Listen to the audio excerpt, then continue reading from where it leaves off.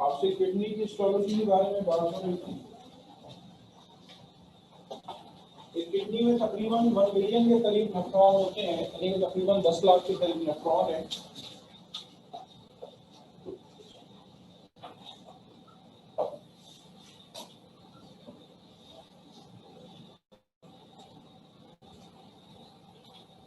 उसकी फिजियोलॉजी समझाने से पहले मैं आपको कुछ चीजें रिवाइज करवाऊंगा। एक्टिव ट्रांसपोर्ट और पैसिव ट्रांसपोर्ट।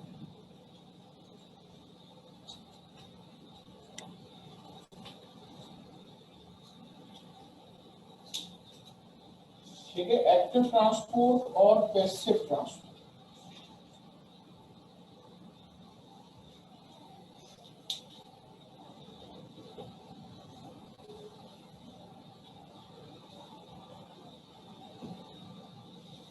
एक्टिव ट्रांसपोर्ट के बारे में अगर आपसे बात करूं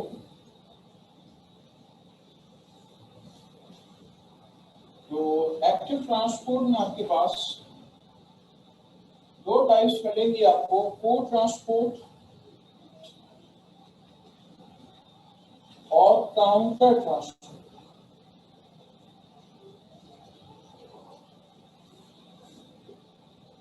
ठीक है, को ट्रांसपोर्ट एंड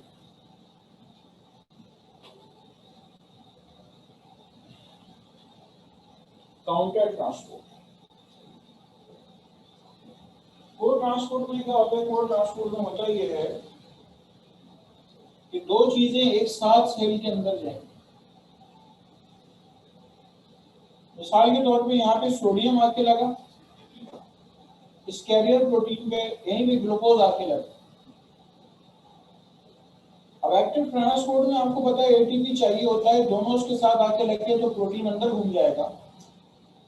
इस तरह से क्या हुआ, सोडियम अंदर आ गया, ग्लूकोज अंदर आ गया। इसको हम नाम देंगे सोडियम ग्लूकोज को ट्रांसपोर्ट।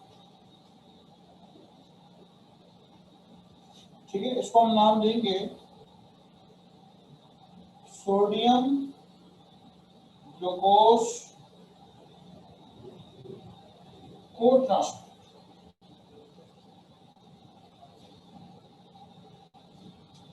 ठीक है, इसी तरह अगर आपसे बात की जाए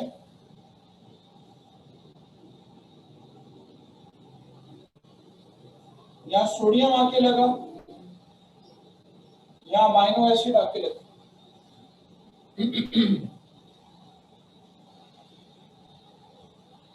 दोनों के दोनों एक साथ जो है वो अंदर जाएंगे, दोनों के दोनों एक साथ जो है वो अंदर जाएंगे। एटीपी यहाँ पे भी इस्तेमाल होगा, इसको हम नाम देंगे सोडियम अमाइनो एसिड को ट्रांसपोर्ट।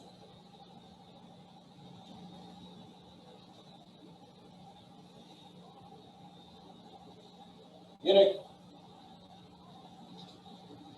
यहाँ सोडियम लगा, यहाँ क्लोराइड लगा, एटीपी इस्तेमाल होगा, दोनों अंदर आ जाएंगे।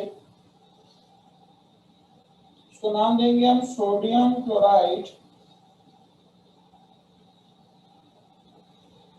को ट्रांसपोर्ट।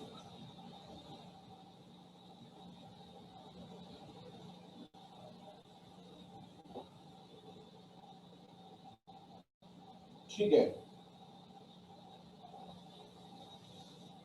तो ये आपके पास कुछ को ट्रांसपोर्ट्स हैं। अच्छा, एक और सुनिएगा, यहाँ सोडियम आके लगा, यहाँ 2 क्लोरीन आके लगेंगे और पोटाशियम आके लगेंगे। सारे एक साथ इस प्रोटीन के अंदर घूमने की वजह से अंदर चले गए। इसको हम नाम देंगे सोडियम 2 क्लोराइड पोटाशियम को ट्रांसपोर्ट। सोडियम 2 क्लोराइड पोटाशियम को ट्रांसपोर्ट। सोडियम 2 क्लोराइड पोटाशियम को ट्रांसपोर्ट।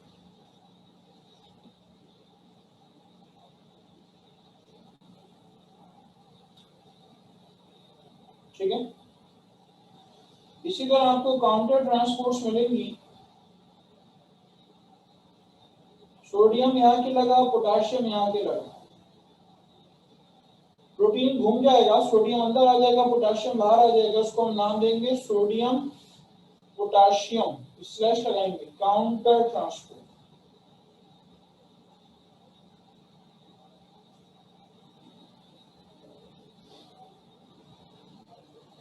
ठीक है, सोडियम पोटाशियम काउंटर ट्रांसपोर्ट है।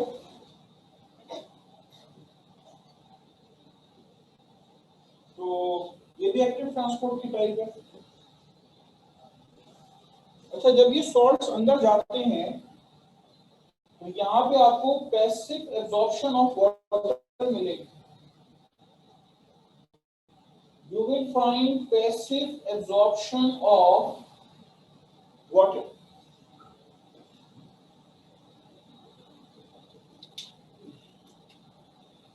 पैसिव एब्जॉर्प्शन ऑफ वाटर का मतलब है कि जो भी सॉल्यूट्स अंदर जा रहे हैं, तो अंदर का वक्ती तौर पे वाटर पोटेंशियल नेगेटिव हो जाएगा और पानी खुद ब खुद अंदर जाएगा सेल।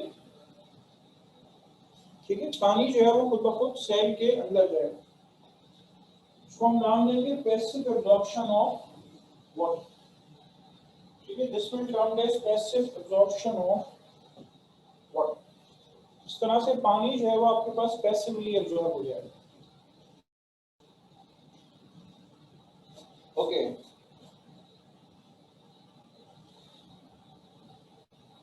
तो ये आपके पास क्या हुआ, ये आपके पास पैसिव एब्जॉर्प्शन ऑफ वाटर हो गई। अच्छा, इसके बाद आइए देखिए, नेफ्रॉन के अंदर आप एक चीज पढ़ेंगे कि एब्जॉर्प्शन किसे कहते हैं, सिक्रीशन किसे कहते हैं। दो लफ्ज इस्तेमाल होंगे, एक कहलाएगा एब्जॉर्प्शन और एक कहलाएगा सिक्रीशन। एब्जॉर्प्शन किसे कहते हैं, सिक्रीशन किसे कहते हैं, जरा ये मुलाहिजा फरमा लीजिए।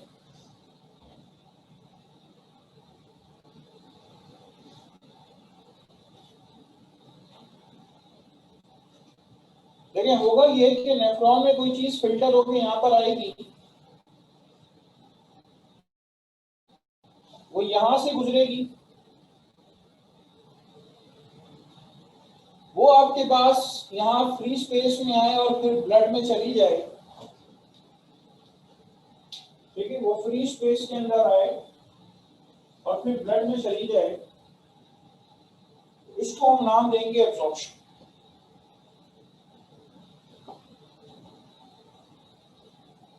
ठीक है, इसको हम नाम देंगे that this is what, this is absorption. Secretion किसे कहेंगे, यहां से यूरिया का कुछ अमाउंट इधर आता है। ठीक है, यहां से यूरिया का कुछ अमाउंट इधर आता है,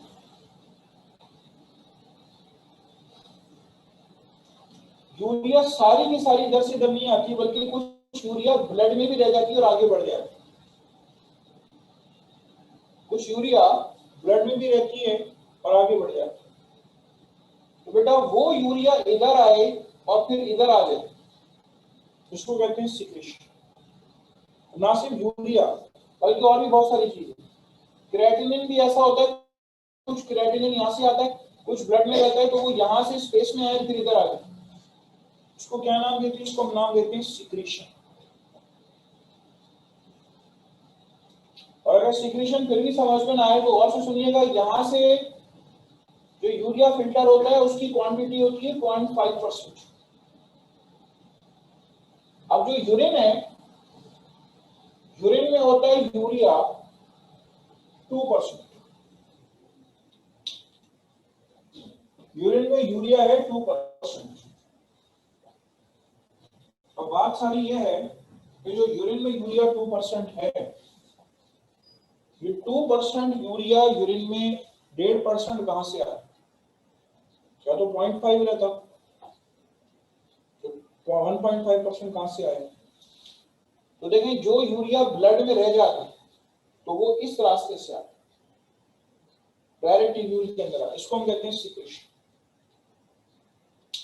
और पूरा नेफ्रॉन इतनी ज्यादा ब्लड कैपिलरी से घिरा हुआ होता है कि आप समझिए पूरा नेफ्रॉन हमें नजर ही नहीं आ रहा होता। ठीक है, पूरा नेफ्रॉन इतना ज्यादा ब्लड कैपिलरी से घिरा हुआ होता है कि नेफ्रॉन नजर ही नहीं आ रहा होता। रोजाना हमारी किडनीज 2 से 3,000 लीटर ब्लड फिल्टर करती है, और उसमें से तकरीबन पानी की बात करूं 200 लीटर वाटर फिल्टर करती है, जिनमें से 198 लीटर दोबारा से रीअब्सॉर्ब हो जाता है, and only 2 litres comes in urine, 1 to 2 litres come in urine. और इतनी मैसिव एब्जॉर्प्शन के लिए आपको ये सारी ब्लड कैपिलरीज वगैरह रिक्वायर्ड है। ठीक है, चलें, तो मैंने यहाँ पे 2 बातें आपको बताई कि एब्जॉर्प्शन किसे कहते हैं। कोई भी चीज जो नेफ्रॉन की ट्यूब में से गुजर के जा रही हो और आखिरकार ब्लड में आ जाए, उसको कहते हैं एब्जॉर्प्शन।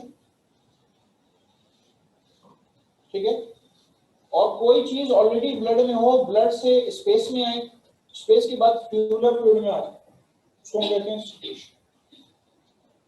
ठीक है, ये जो स्पेस नजर आ रही है आपको, जहां मैं टिक मार्क लगा रहा हूं, ये इंटरस्टिशियल स्पेस, और जहां पे खास तौर पे ये लूप ऑफ हेनले होता है, ये कहलाता है मेड्यूलरी इंटरस्टिशियल। ठीक है, इतना नोट करें, फिर मैं आपको नेफ्रॉन समझाने जा रहा हूं।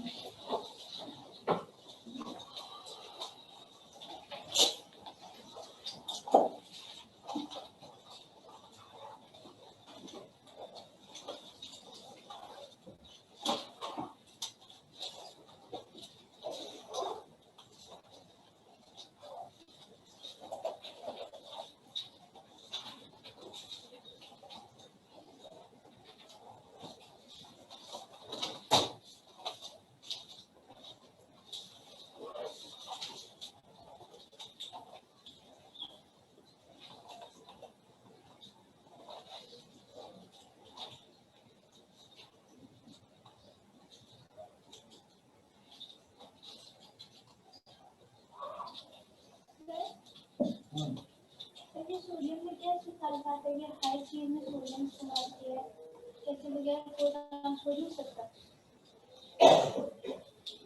कोई खाना बगैर नमक के बनता है? लेकिन खाते भी तो है ना, तो नमक नहीं खाते। तो नमक नहीं खाते तो नमक ऑलरेडी जिस्म में ज्यादा है ना, वरना देखें नमक नहीं खाते तो स्पेशली नहीं खाते, वरना और दूसरी चीजों में जो हम चीजें खाते हैं उसमें नमक ऑलरेडी मौजूद होता है। हम मुझे बात करें नमक के साथ बाद अभी आपने नर्वस पैसेज ट्रांसमिशन नहीं पढ़ी, वरना ये सवाल नहीं करते। ये मुझे किसी ने टेस्ट किया, मेरी बॉडी में न्यूरॉन मैसेज लेके जा रहे हैं, तो न्यूरॉन मैसेज नमक मैसेज कंडक्शन में सोडियम अंदर जाता है, पोटेशियम बाहर आता है, तो हमारी बॉडी का सबसे मेन इलेक्ट्रोलाइट ही सोडियम है। सोडियम के बगैर तो लाइफ ही नहीं। और जो लोग नमक नहीं खाते तो और दूसरी रिसोर्सेज हैं, टोटल हमारी तकरीबन 1 ग्राम पर डे की नीड होती है।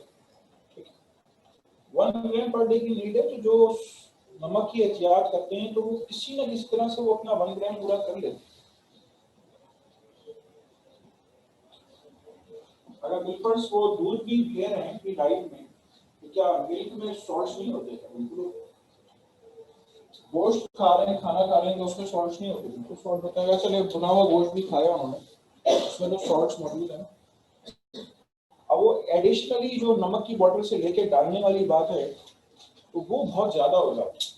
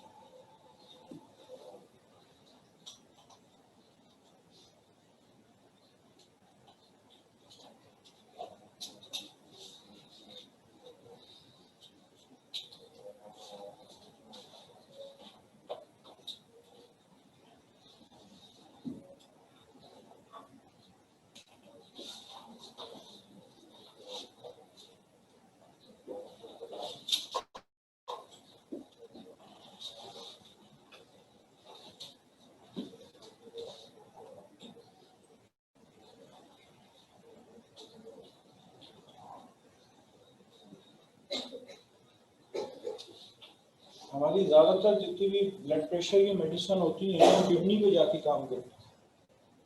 किडनी पे जाके इसी सोडियम को एब्जॉर्ब होने से रोक देती है। सोडियम लॉस होता है तो क्या होता है, पानी भी लॉस होता है, ब्लड प्रेशर कम हो जाता है। उनके मैकेनिज्म ऑफ एक्शन में यही तो बात शामिल है कि ज्यादातर ब्लड प्रेशर की दवाइयाँ हमारी किडनी पे जाके काम करती हैं। किडनी जो है वो ब्लड प्रेशर रेगुलेट करती है।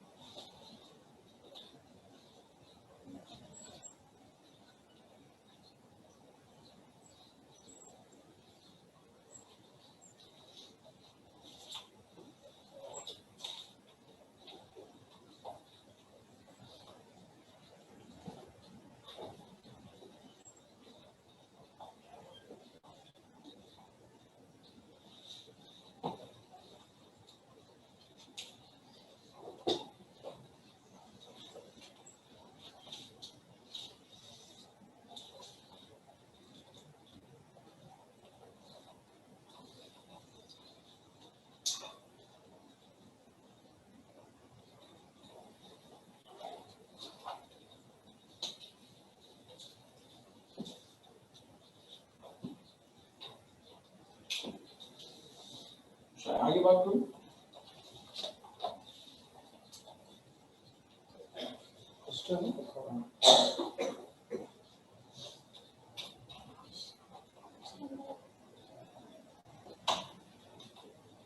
तो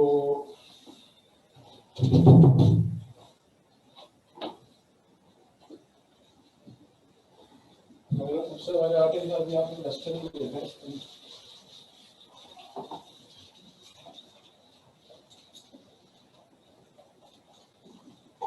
ठीक है, तो जो आपकी इधर होगी, देखिए अब हमने बारी बारी सारे पार्ट्स पढ़े। सबसे पहले आइए बोमेंस कैप्सूल के बारे में बात कर रहा हूं।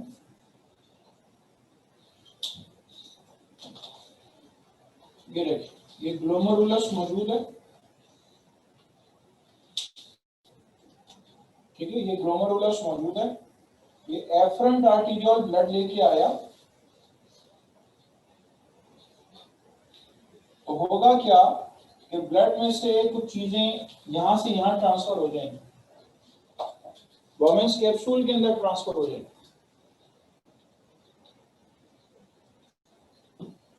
ठीक, यहां पे होती है अल्ट्रा फिल्ट्रेशन, ठीक है, यहां पे होती है अल्ट्रा फिल्ट्रेशन। ये बहुत लिमिटेड चीजें यहां से यहां ट्रांसफर हो जाएंगी। मिसाल के तौर पर रेड ब्लड सेल्स नहीं जाएंगे, व्हाइट ब्लड सेल्स नहीं जाएंगे, ब्लड में ये चीजें मौजूद हैं, ये नहीं जाएंगी, प्लेटलेट्स नहीं जाएंगे,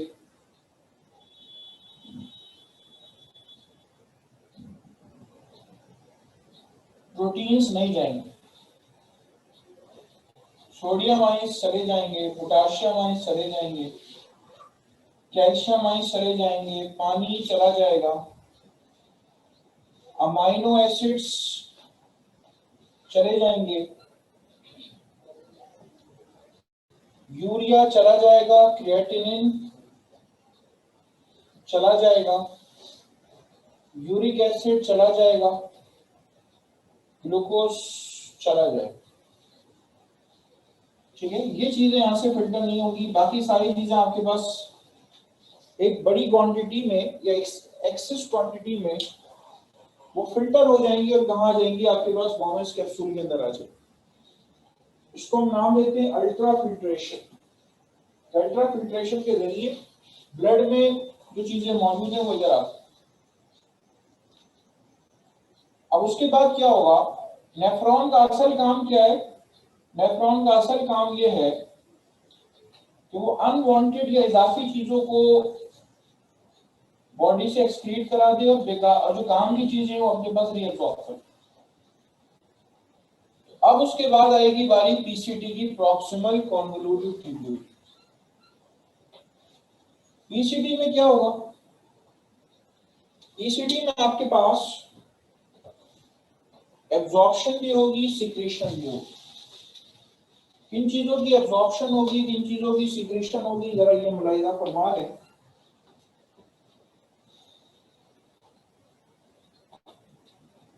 एब्जॉर्प्शन ईसीटी के अंदर होती है सोडियम ग्लूकोज को ट्रांसपोर्ट।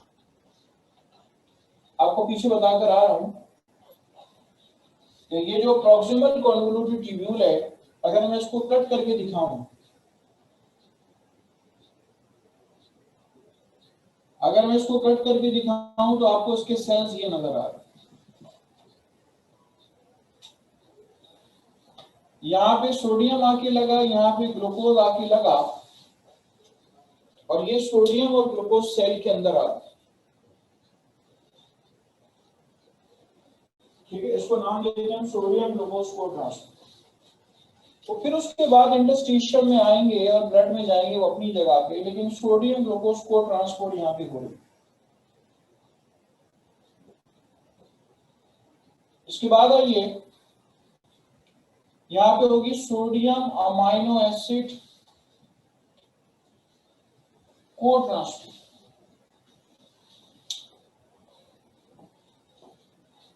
ठीक है, यहाँ होगी सोडियम अमाइनो एसिड को ट्रांसपोर्ट।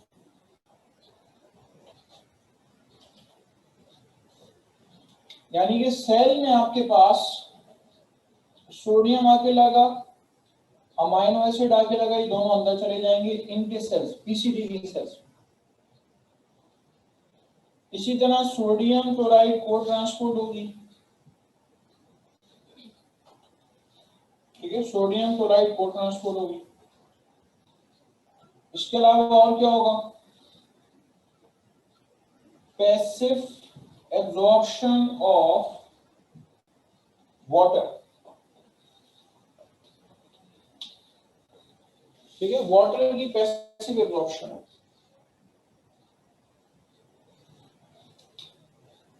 यानी कि ये सारी चीजें अंदर जाएंगी, पानी को तो सेल के अंदर जाएगा। इसके अलावा और से सुन लीजिए, कैल्शियम की एब्जॉर्प्शन होगी इनके सेल्स में, लेकिन वो एक हार्मोन की मदद से होगी। उस हार्मोन का नाम है पैराथॉर्मोन। कैल्शियम की एब्जॉर्प्शन होगी और एक हार्मोन की मदद से होगी।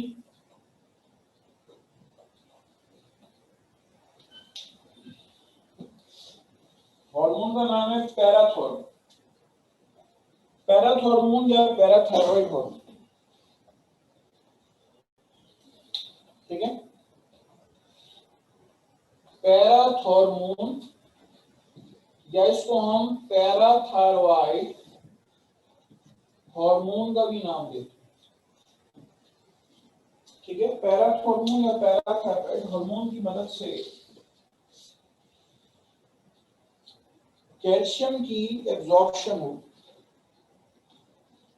ठीक है, किसके अंदर, पीसीटी। अब जो एमसीक्यूज में चीजें पूछी जाती हैं वो एक ये पूछी जाती है और एक ये पूछी जाती है। यानी कि पीसीटी वो बाहिर हिस्सा है जहां पे कैल्शियम की एब्जॉर्प्शन हो रही है पैराथॉर्मोन की मदद से, और पीसीटी वो बाहिर हिस्सा है नेफ्रॉन का जिसमें ग्लूकोज की एब्जॉर्प्शन हो रही है। पूरे नेफ्रॉन में कहीं और ग्लूकोज की एब्जॉर्प्शन आपको नहीं मिलेगी। ठीक है, करें इतनी बात नोट करें।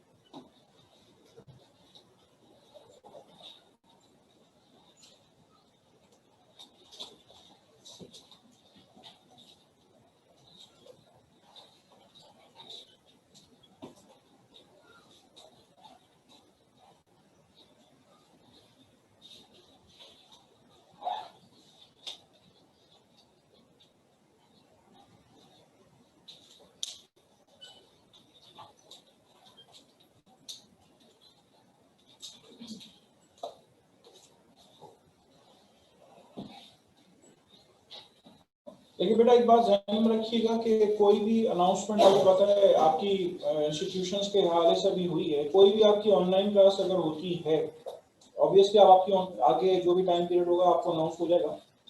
Don't take it lightly. अगर किसी के जहन में ये बात है कि एमडी कैट जो पिछले साल वाले अभी तक एडमिशन टेस्ट इनका नहीं हुआ है, तो आप एमडी कैट को ना देखें, आप इंजीनियरिंग वालों को देखें। इंजीनियरिंग वालों को हमने ऑनलाइन क्लासेस दी थी, अभी वो उनके इंजीनियरिंग यूनिवर्सिटी शुरू भी हो चुकी है। इंजीनियरिंग वालों की ऑनलाइन क्लासेस एप्टीट्यूड वगैरह की हुई थी, उनका टेस्ट होके उनकी अपनी कैंडिडेट की क्लासेस भी शुरू हो चुकी है।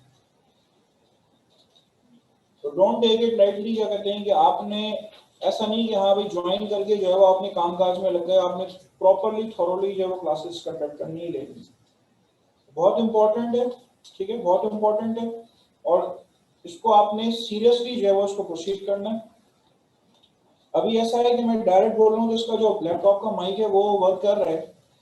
ठीक है, शायद आवाज मुड़ता हूँ तो आवाज कम ज्यादा हो, तो वो थोड़ा प्रॉपर माइक था, वायर के साथ जो कनेक्ट होगा, माइक के साथ जो है वो लैपटॉप के साथ कनेक्टेड होगा, तो उससे आवाज ही प्रॉपर आएगी।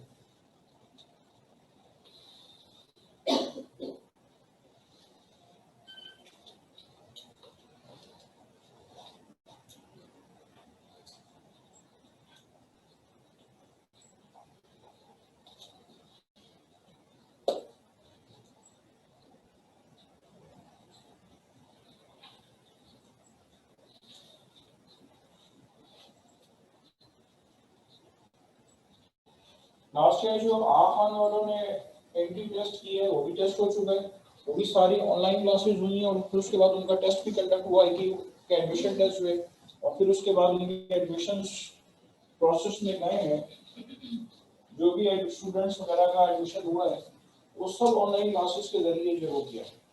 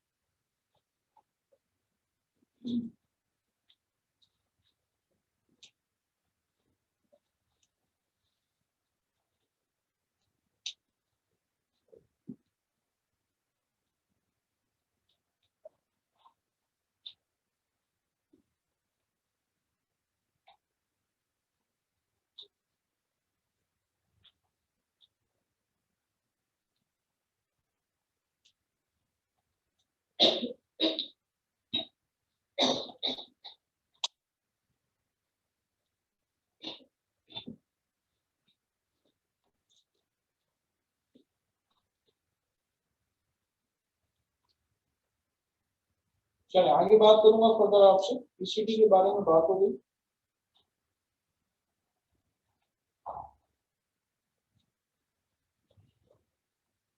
ये आपके पास लूप ऑफ हेनले,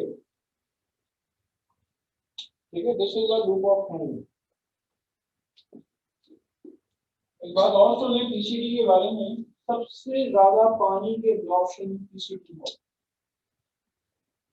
ठीक है, सबसे ज्यादा वाटर की एब्जॉर्प्शन 70% वाटर की एब्जॉर्प्शन जो है वो प्रॉक्सिमल कॉन्वोल्यूटिव ट्यूब्यूल में होती है। ठीक है, चलिए इसके बाद आइए loop of Henle. Loop of Henle में आपके पास एक ये वाला पार्ट है और एक ये वाला पार्ट। ये वाला पार्ट कहलाता है डिसेंडिंग लिंब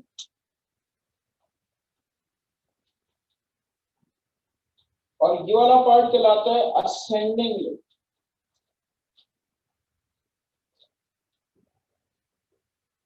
ठीक है, एक डिसेंडिंग लिंब है और एक आपके पास असेंडिंग लिंब। ठीक है, the one is descending limb and other is ascending limb. सबसे पहले तो एक बात सुन लें कि ये आपके पास लूप ऑफ हेनले है। डिसेंडिंग लिंब को हम क्या कहते हैं? डिसेंडिंग लिंब को हम कहते हैं थिन लिंब और असेंडिंग लिंब को हम नाम देते हैं थिक लिंब।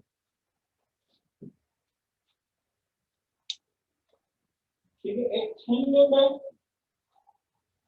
और एक आपके पास थिक लिंब।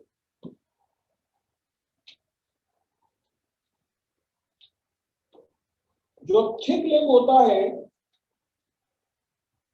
ठीक है, जो थिक लिंब होता है this is actually impermeable to water.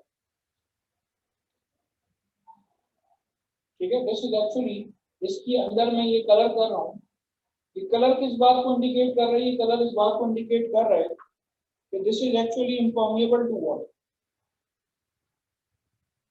ठीक है, this is showing what? This is showing that this is impermeable to water. यहां से इसकी दीवार से पानी पास हो सकता है।